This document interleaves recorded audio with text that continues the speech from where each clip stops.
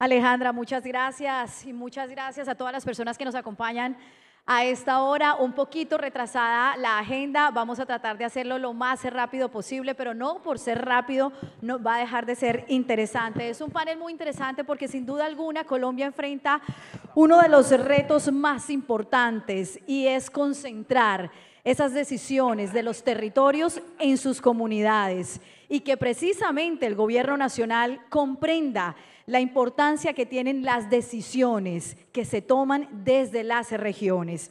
Y por eso para mí es muy importante saludar a esta hora a este grupo y es un privilegio poder moderar este conversatorio Desafíos Ambientales desde el territorio.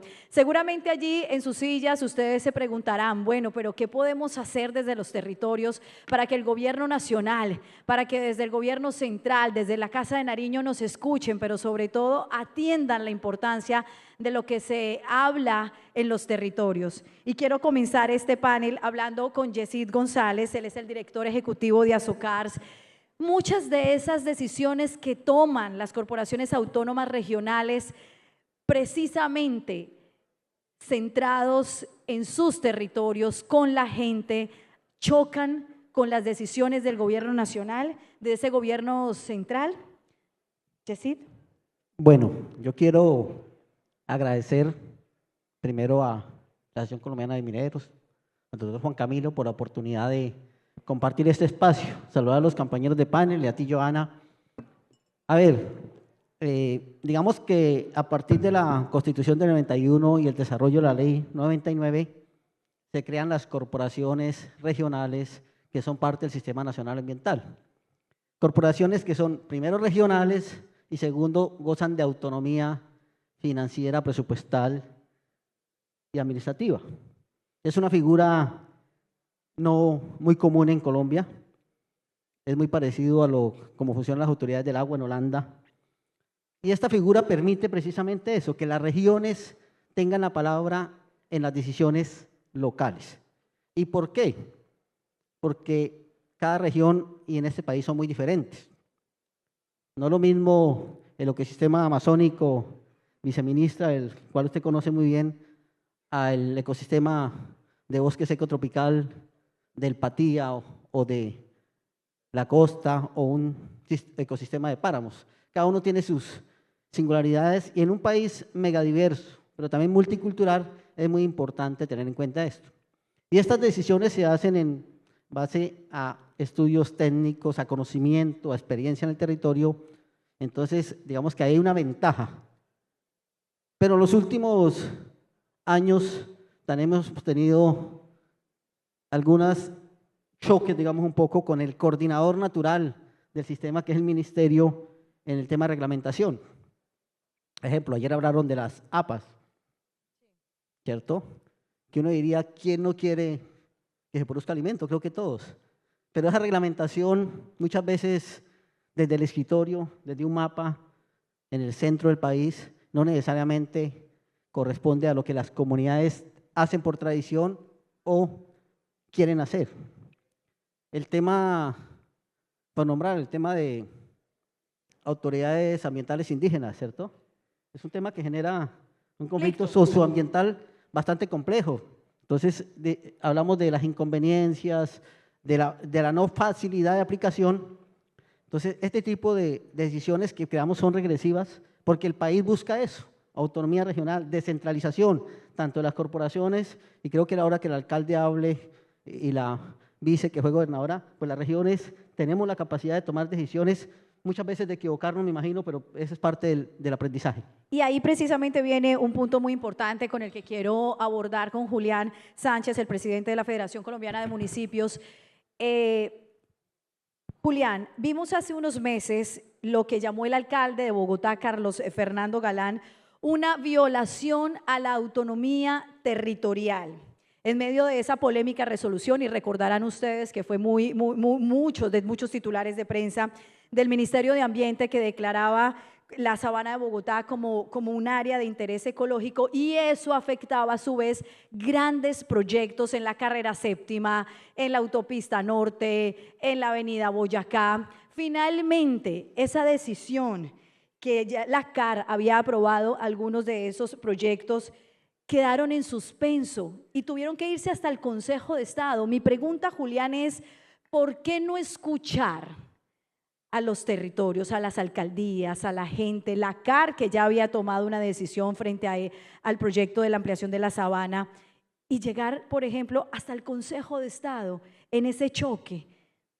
Joana, muy buenas tardes para ti, para la viceministra, por supuesto a Yesid y a todos y todas quienes a esta hora, por supuesto, hacemos parte de este congreso. Mi saludo especial a la Asociación Colombiana de Minería, a su presidente, a su vicepresidenta y a todos y todas quienes estamos hoy aquí.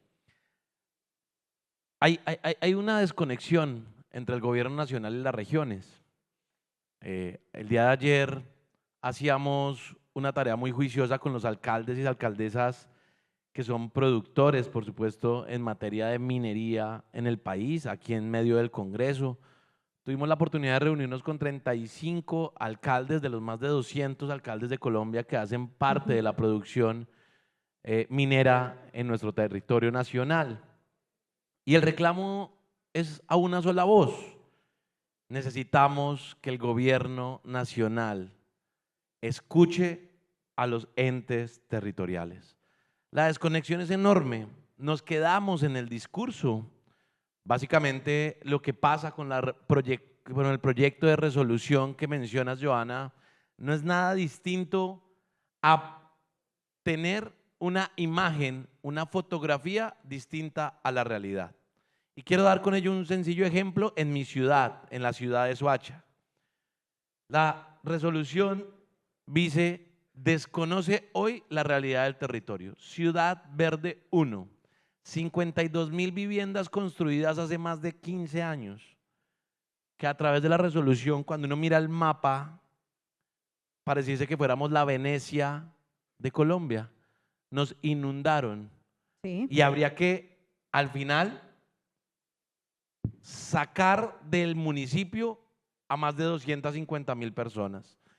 ¿Qué hemos pedido al gobierno nacional? Y bajo tu pregunta, Joana, que se nos escuche, que vengamos, y ya en cabeza del gobernador de Cundinamarca venimos haciendo una tarea muy juiciosa, presentando unas observaciones que nos permitan, tanto a la Corporación Autónoma de Cundinamarca, a la gobernación del departamento y a nosotros, los municipios de Sabana y de la provincia de Soacha y Cibaté, tener allí arraigado lo que tenemos en visión de ciudad.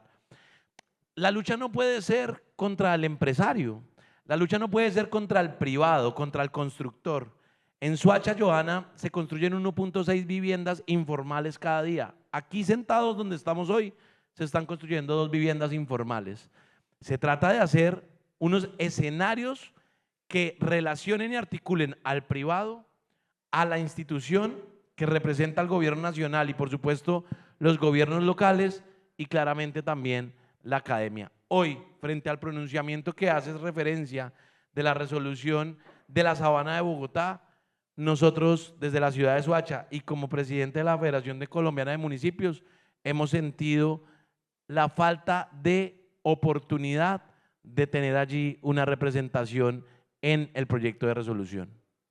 Pues precisamente hay un dato sobre eso y es que el Consejo de Estado ha dicho suspendamos, frenemos por ahora porque toca precisamente lo que dice el alcalde de Soacha, hablar con los territorios, hablar con la comunidad.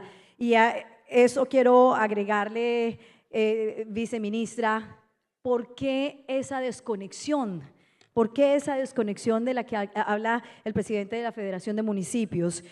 Saludo a Sorrel Aroca, viceministra de Minas. Viceministra, gracias. Puntualmente, ¿por qué la Casa de Nariño tan lejos de las comunidades, de los territorios, de quienes están sentados aquí acompañándonos en este evento y de lo que hablan precisamente nuestros panelistas? Bueno, un saludo muy especial para Yesid, un vecino, provengo también de un departamento del sur del país y sé lo que es trasegar con botas, sé lo que es trabajar con las dificultades, por eso no soy alejada a trabajar con el oído bien puesto siempre en el territorio que no desconozco. No somos, y este gobierno no es partidario de ser un gobierno que desde el centro de la ciudad o desde el centro del país gobierna desde los fríos escritorios, sino con el oído bien puesto en el territorio. Bueno, yo sí quisiera saludar pues allá a Yesid en primer lugar, un vecino del departamento del Cauca, igualmente a nuestro alcalde de Soacha, con quienes también hemos sido coequiperos desde el equipo del trabajo que él hace parte en otras oportunidades, y por supuesto a Joana. Y felicitar a la asociación, Juan Camilo, a cada uno de los asociados, al sector en este encuentro, en este evento tan importante que es la sumatoria de las visiones. Y definitivamente, si no estamos dispuestos a un diálogo nacional, a construir desde una visión colectiva, definitivamente los encuentros serían como una siembra en terreno infértil, y este encuentro no lo es, no lo es. Bueno, yo quisiera responder, Joana, con que las regiones definitivamente padecen las consecuencias de un sistema excluyente a partir de la ley 685 de 2001, nuestro actual Código Minero, que posibilitó efectivamente esa exclusión de no solamente la minería tradicional, sino la minería ancestral y esas prácticas ancestrales que son las llamadas a salvaguardar los territorios y esa mirada regional. Desde nuestra ley 685 esas miradas y esas visiones del territorio se excluyen, esa minería tradicional se olvida, y precisamente esas adjudicaciones, respetado alcalde, esas adjudicaciones, le doy la respuesta, la ley 685-2001 es la respuesta a su pregunta. Esas adjudicaciones, y acá la tengo abierta, no sabía lo que su merced iba a mencionar, y aquí la abrí, esas adjudicaciones sobre ecosistemas protegidos, sin la suficiente fortaleza institucional para prevenir o sancionar esos graves daños al ambiente, la titulación de enormes áreas que usted padece a especuladores que definitivamente han excluido y han disminuido la posibilidad laboral a diferentes mineros, a diferentes sujetos también que hacen parte del sector de la minería, y que no podemos tratarlos como delincuentes, sino que debemos hablar de unos mineros informales y de unos mineros formales, porque debemos generar un encuentro entre visiones en donde los mineros informales que deben transitar un proceso de formalización puedan dignificar en este escenario su país. Entonces el gobierno nacional se ha concentrado en desarrollar un marco regulatorio para poder, a raíz de la expedición de la ley 685, solamente se ha dedicado a generar marcos para cumplir órdenes judiciales, para especialmente, y unas muy buenas iniciativas como la ventanilla minera, en donde expresamente aquellos territorios deben ser protegidos y podamos establecer así un claro régimen de responsabilidades para cierres, para prevención de pasivos ambientales, para propiciar la inclusión de los mineros tradicionales y las prácticas de la minería ancestral, para ordenar y para poder disponer la información para garantizar el acceso a ello y para propiciar la coordinación con las diferentes entidades. Entonces, nosotros estamos absolutamente convencidos, y el Ministerio de Minas y Energía, del que hacemos parte, precisamente lo que hace es, su misionalidad pues es propiciar la agenda regulatoria del sector, y precisamente por eso estamos aquí con ustedes, para que él sea escuchado, para que nosotros podamos construir desde una visión colectiva.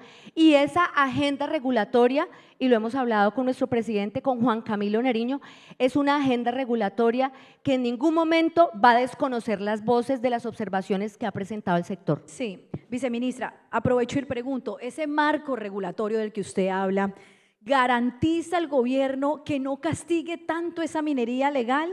Esa minería que paga impuestos, esa minería que le entrega beneficios en las zonas donde hay extracción. ¿Cómo el gobierno garantiza que ese marco regulatorio, por ejemplo en la ley minera, no vaya a castigar tanto y desconoce al que es un verdadero veneno en este país? Y estamos hablando de esa minería ilegal que el Clan del Golfo, el ELN y las disidencias de las FARC tienen acabado a las áreas rurales de Colombia. Es tristísimo ver y sobrevolar el departamento del Chocó y ver cómo está consumido el río Atrato de mercurio. ¿Cómo esa ley minera usted le garantiza a ellos que están ahí sentados que no los va a castigar tanto? Porque realmente a los que hay que castigar son a los grupos subversivos. Joana, aquí hay un enemigo común y es el enemigo de esos niños y niñas que desde que tienen 1 o 2 añitos de edad están creciendo en el río Atrato, y el enemigo común de todos nosotros se llama el mercurio. El mercurio es ilegal y nosotros hemos firmado como Colombia el convenio de Minamata, y nosotros no podemos pretender que siga favoreciéndose una minería que envenena los ríos como el mercurio. Y aquí todos los que estamos presentes, por supuesto que nos unimos en esa causa, y el Ministerio de Minas radicará en las próximas semanas, y eso lo sabe nuestra Asociación Colombiana de Mineros. Nuestro ministerio radicará en las próximas semanas el nuevo proyecto de ley minera que precisamente, respetados, pretende corregir, Joana, esos desaciertos históricos, ¿sí?, que han permitido que todo esto se dé y que todo esto suceda en el marco de un país con una riqueza no solamente minera, sino biodiversa y sostenible. Y en ese sentido, con este proyecto de ley, lo que pretendemos es transitar a una minería moderna y bien hecha, como lo dicen nuestros organizadores, y a una minería bien hecha, a una minería alineada con una transición energética justa y democrática, es decir, construida con la visión de todos, no impuestas como en algunos momentos se ha pensado, porque como bien, repito, lo dicen los organizadores de este magno evento, la minería bien hecha sí se puede. Joana, Sí, señor. si te puedo robar Claro un par que sí, de Julián. minutos. Hoy hay una realidad país, y es la falta de oportunidad de recursos del gobierno nacional a los entes territoriales. Y en próximos días, con la esperanza que tenemos desde la federación de poder entrar a discutir la ley de competencias, Sí. que no es otra cosa diferente a nos entregan más cargas, funciones, responsabilidades a los Menos municipios recursos. sin recursos. Ujú. Los municipios de Colombia no tienen otra oportunidad distinta a la gestión oportuna del desarrollo económico a través de temas como la minería, como la oportunidad clara de que el privado garantice unas regalías a través de procesos productivos.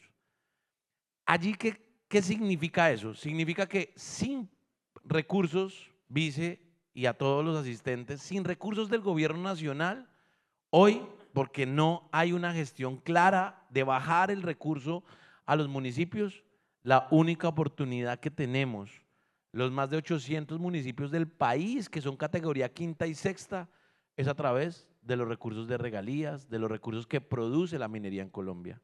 Y no puede ser, y esto es una voz de lo que ayer produjo la reunión con los alcaldes y alcaldesas de Colombia que están hoy presentes aquí, a quienes saludo de forma especial. No hay oportunidad distinta de que nos dejen de satanizar a la minería en este país. Eso significa un tema para los departamentos, es un claro ejemplo.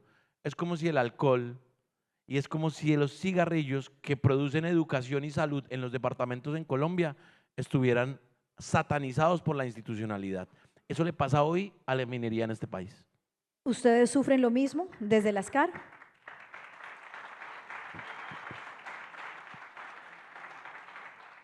Yesid, eso que nos plantea Julián y esa lejanía a la hora de repartir el dinero, esa falta de recursos también se siente en las CAR, que son tan fundamentales para el tema de los proyectos. Yo quiero resaltar 2 cosas de las conversaciones que hemos tenido acá.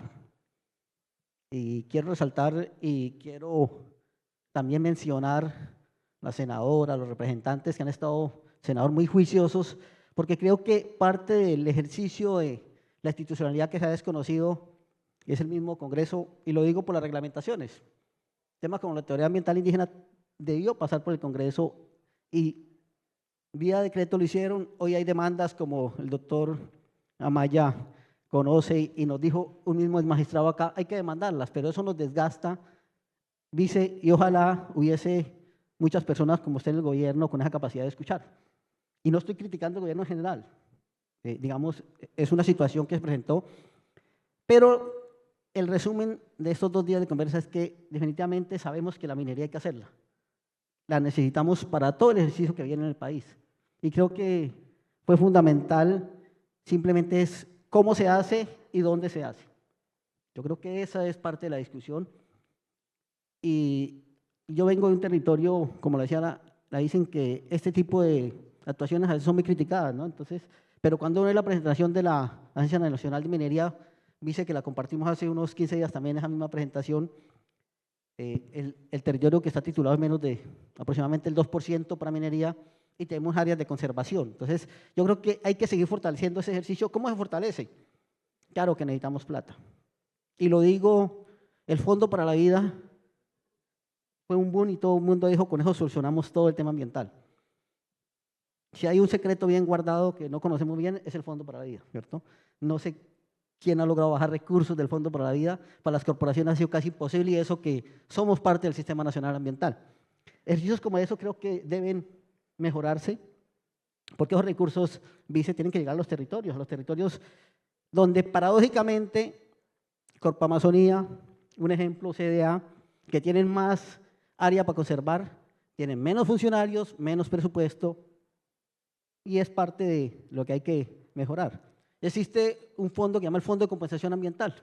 Las mismas corporaciones de ciertas rentas giran un porcentaje, o sea que es plata de las mismas corporaciones y eso se redistribuye entre las más débiles financieramente. A esta fecha, la mayoría de esos proyectos del Fondo de Compensación no han sido aprobados y tienen vigencia anual. O sea que, ¿por qué? Porque es parte de las no claridades en la reglamentación. Entonces, presentar un proyecto, y eso que llevamos haciéndolo 20 años, sigue siendo complejo, debe estar avalado por el Ministerio y por Planeación Nacional, y se vuelve un proceso, como dijo el alcalde, imposible, ¿cierto? Burocrático, pero además alejado de la realidad de nuestra región, porque no es lo mismo… Pero eso no permite avanzar, precisamente. Claro, eso es parte de lo que creo que tenemos que discutir también internamente en el Sistema Nacional Ambiental, pero indudablemente que no podemos solamente criticar. Yo creo que aquí también tenemos que dar un mensaje de esperanza, de qué es lo que estamos construyendo, alcalde. Yo creo que cuando dice uno se mete en estos procesos es porque cree que puede aportar a la construcción del país y eso lo tenemos que hacer entre todos. Ha habido discusiones inclusive en los mismos trámites con las corporaciones y tenemos que sentarnos, tenemos que comunicarnos más. Alcalde, los POT, me imagino que el suyo no está vencido, ¿no? Porque todos los planes de ordenamiento territorial, los esquemas de ordenamiento territorial, los planes básicos son de primera generación. Entonces, donde están los determinantes ambientales, donde están las áreas protegidas, posiblemente están desactualizados y gran parte de lo que el alcalde dice de las construcciones informales, digámoslo, porque la gente lo hace por necesidad, es precisamente porque no cumplimos los planes de ordenamiento territorial. Entonces, se hacen en zonas de riesgo, en zonas de vulnerabilidad. Entonces, aquí… Y otro lo que tenemos que hacer es articulación. Yo creo que hay que dejar de vernos en 3 niveles y tenemos que vernos como un solo nivel, lo nacional, lo regional y lo local, el caso de los municipios. Eso es lo importante, y usted lo ha dicho, es dejar de vernos fragmentados por segmentos, por estratos incluso, y unificar tanto proyectos como los intereses que hay. Aquí viene una pregunta.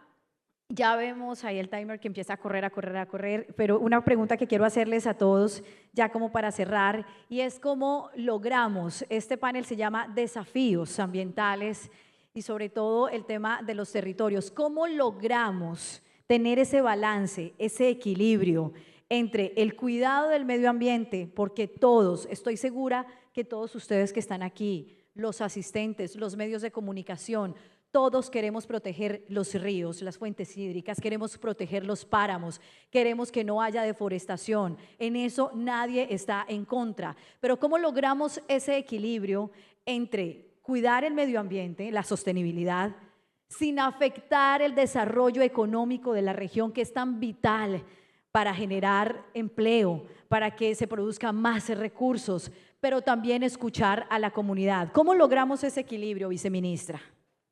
La seguridad jurídica no puede ser entendida como una inmodificabilidad de las prerrogativas obtenidas a partir de la vulneración de los derechos fundamentales.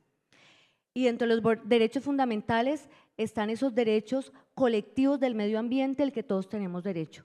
Si yo a mis 4 años de edad podía nadar sobre las aguas del río Putumayo, y hoy los niños del río Atrato que mencionaba Joana no lo pueden hacer ¿por qué entonces no modificar esas prerrogativas que hoy están vulnerando esos derechos fundamentales y sagrados a dejar un legado para nuestras generaciones? Una minería sí, pero una minería bien hecha. Una minería sí, pero una minería que hemos decidido debe superar al extractivismo.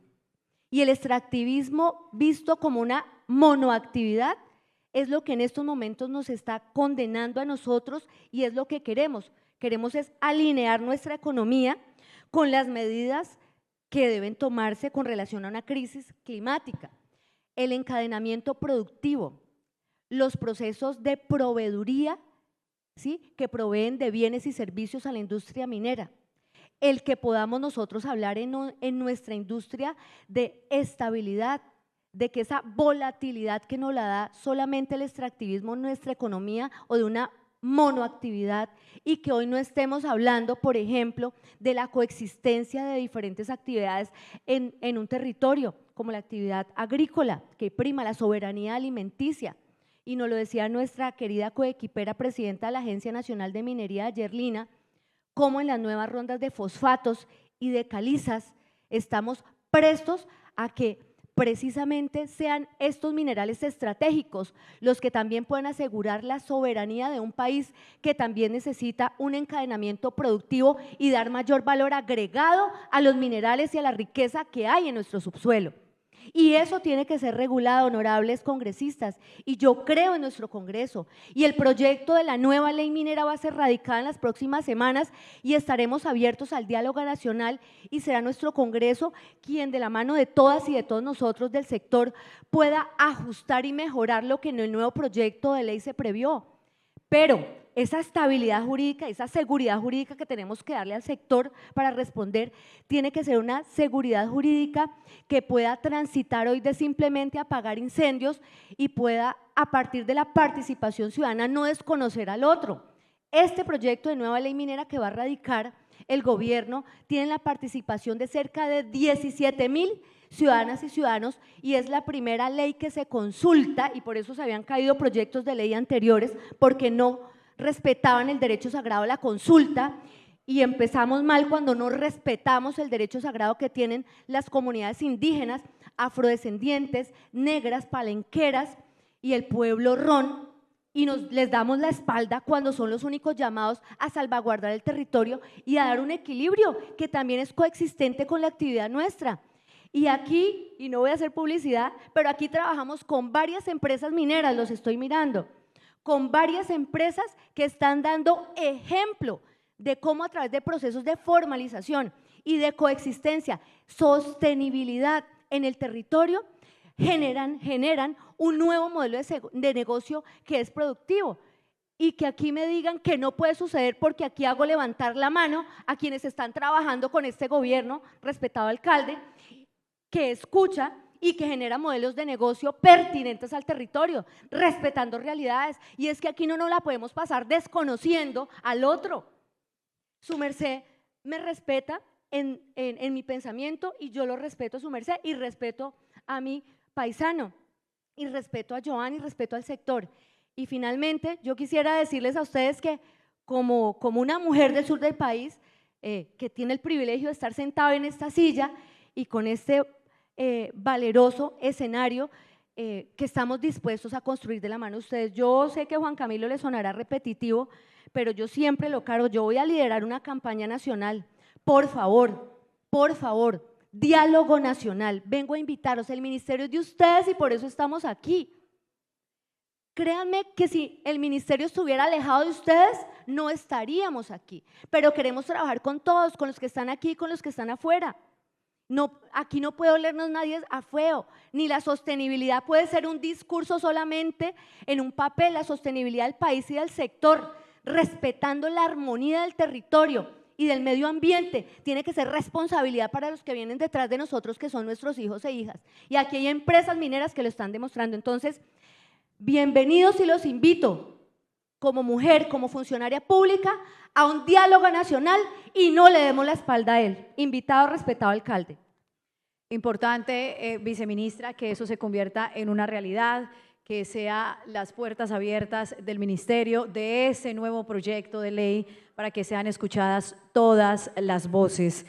Julián, presidente de la Federación Colombiana de Municipios, ya para terminar, porque empiezan a hacerme caritas, ¿cómo logramos ese balance entre ese cuidado del medio ambiente sin desconocer la importancia de los proyectos para generar desarrollo y mover a este país en su economía? Bueno, primero, viceministra, siempre, por supuesto en nombre de la federación y mío propio como alcalde, el mayor respeto, aprecio por supuesto por su función, por su trabajo como mujer, como líder, porque reconoce uno que desde el sur del país y desde su departamento, su papel como gobernadora y hoy como viceministra debe entender más que cualquiera de las regiones. Usted conoce, viceministra, el escenario por el cual cruzamos todos quienes somos ordenadores de gasto en los territorios, de la falta de recursos públicos para poder llevar a cabo nuestros proyectos enmarcados en el plan de desarrollo. Pero la primera defensa en la sostenibilidad alimentaria no puede ser en los hombros de la minería en Colombia. Si en verdad quieren garantizar sostenibilidad alimentaria, es prohibiendo que hoy los paperos de este país estén en quiebra por la importación de papa desde Ecuador, por ejemplo. Eso realmente es la defensa de la agricultura en Colombia. No puede ser en los hombros ni de la minería ni del desarrollo económico a través de la empresa privada. Hoy, viceministra, y ante la pregunta de Johanna de cómo enfrentar los desafíos, pues tenemos una única oportunidad y es en el año 2026. No tenemos otra. Y allí hay que llamar a la unidad nacional. Ya no creemos en firmas en mármol, ya no creemos en firmas en piedra. Necesitamos recuperar el oriente y el norte de este país. Y por ello, el llamado ni siquiera es a quienes estamos hoy en el panel, Yesid, viceministra, Johanna, el llamado es a ustedes. Es urgente hacer un SOS por Colombia. Si no reorientamos el futuro de nuestro país, muy seguramente espacios como estos no los vamos a volver a tener en el futuro. Yesid, ¿cómo lograr ese balance, ese equilibrio? Bueno, yo quiero referirme a algo y es que cuando hablamos de minería, dejamos que se incluya también la extracción ilícita de minerales en ese ejercicio. Entonces, a veces les cargamos al sector privado, al sector que hace el esfuerzo, que saca una licencia, tiene su plan de manejo ambiental, les cargamos lo que nos hemos quedado cortos como instituciones. El tema de la extracción ilícita de minerales nos debe unir a todos. Claro, me voy con preocupación porque el ministro de Defensa dijo que esa pelea la estamos perdiendo. No, no podemos perder esa pelea. No podemos perder una pelea que es de país. Y entonces resulta que estos ilegales, informales muchas veces, porque también, dice, la reglamentación ha dejado por fuera o le dificulta demasiado a los ancestrales, a los barequeros, lo que es una tradición. Entonces, esa extracción ilícita está afectando la imagen.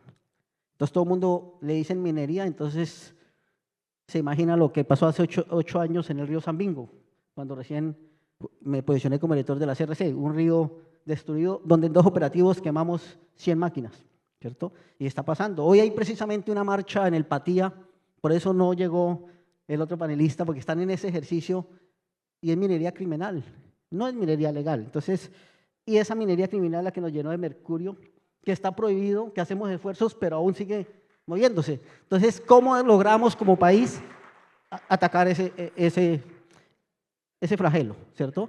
Y segundo, la esperanza. Yo sí creo, y no solamente en el sector minero, sino en muchos sectores del país, que algunos cambios que necesitamos hacer, la plata y las inversiones deben salir del sector privado. Estamos hablando, yo no sé mucho de macroeconomía, pero uno escucha el gobierno central quejándose de la falta de recursos, del déficit.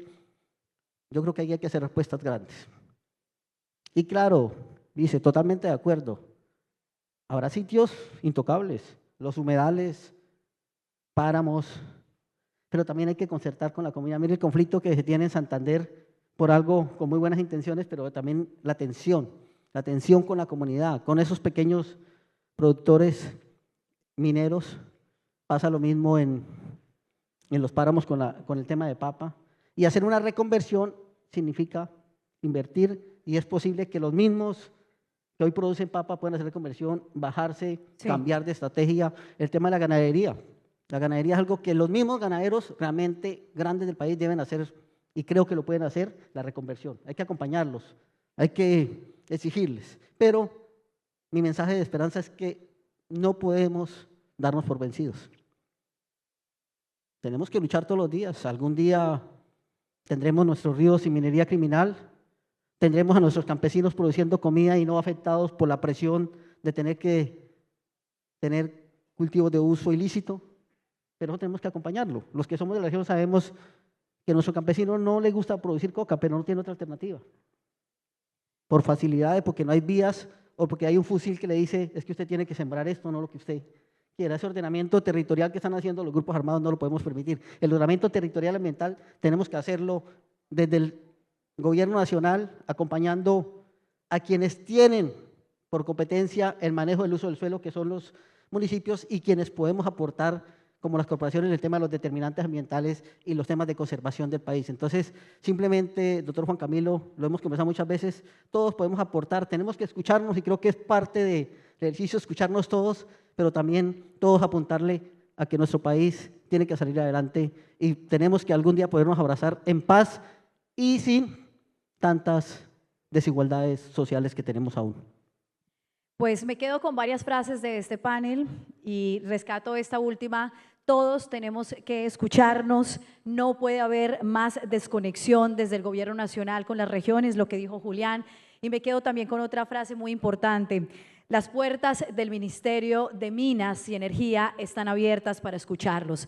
Ojalá no sean frases más allá de esta media hora, 35 minutos que hemos tenido en este conversatorio, que estas frases queden para seguir trabajando, para que cuando se termine este encuentro, pues allá afuera puedan de verdad escucharse y decirle, viceministra, atiéndame, Julián, desde la Federación de Municipios, escúchenos esto, desde la CAR tenemos esta licencia que podemos empezar a mirar con este